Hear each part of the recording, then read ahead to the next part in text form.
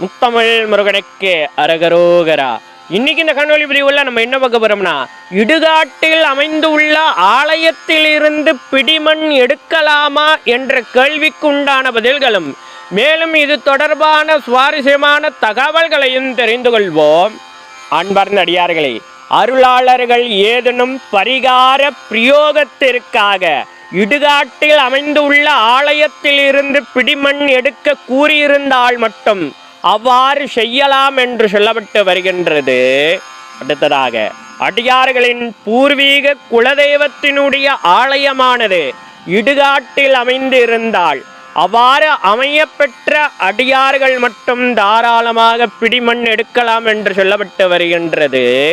அடுத்ததாக, அடியார்களின் கவனத்திற்கு, மேல் கூறியதைப் போல அருளாளர்கள் எந்த ஒரு பரிகார நோக்கத்திற்காக சொல்லாமலோ அல்லது அடியார்களினுடைய பூர்வீக குலதெய்வத்தினுடைய ஆலயமானது இடுகாட்டில் அமைந்து இல்லாமலோ இருக்கக்கூடிய அன்பர்கள் யாவரும் இடுகாட்டில் அமைந்துள்ள ஆலயத்தில் இருந்து பிடிமண் எடுக்கக்கூடாது என்றும் சொல்லப்பட்டு வருகின்றது. அன்பார்ந்த அடியார்களே, இடுகாட்டில் அமைந்துள்ள ஆலயத்தை சுற்றி நம்மால் முடிந்த அளவிற்கு நல்ல நறுமணம் ஊட்டக்கூடிய மலர்களை கொண்ட செடிகளை நட்டு பராமரித்து வருவது நல்ல நன்மைகளை ஊட்டக்கூடிய பலன்களை நமக்கு தந்தருளும் என்று சொல்லிக்கிட்டு மேலும் ஒரு இனிய பதிவு உங்களை சந்திக்கின்றேன். இதுபோல ஆன்மீக சார்ந்த ஏதேனும் சந்தேகங்கள் இருந்தாலும் கூட தயங்காமல் கமெண்ட் பாக்ஸில் தெரிவிங்க. எனக்கு தெரிந்தால் கண்டிப்பாக உங்ககிட்ட காணொளி மூலமாக பகிர்ந்துக்கிறேன்.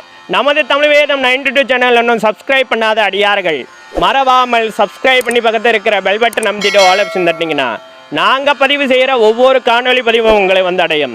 மேலும் நமது தமிழ் வேதம் 92 சேனலில் நிறைய ஆன்மீக சார்ந்த காணொளி பதிவுகளை தொடர்ந்து பதிவேற்றம் செய்து கொண்டே இருக்கிறோம். அதெல்லாம் இன்னும் பார்க்காத அடியார்கள் ஒரு முறை சென்று போய் பாருங்கள். உங்களுக்கு தேவைப்படும் தகவல்கள் அதிலும் இருக்கக்கூடும். அடியார்களின் வசதிக்காக பிளேலிஸ்டும் தயார் செய்து வைத்திருக்கின்றோம். சர்வம் முனீஸ்வரம், சகலம் முனீஸ்வரம். நம சிவாய.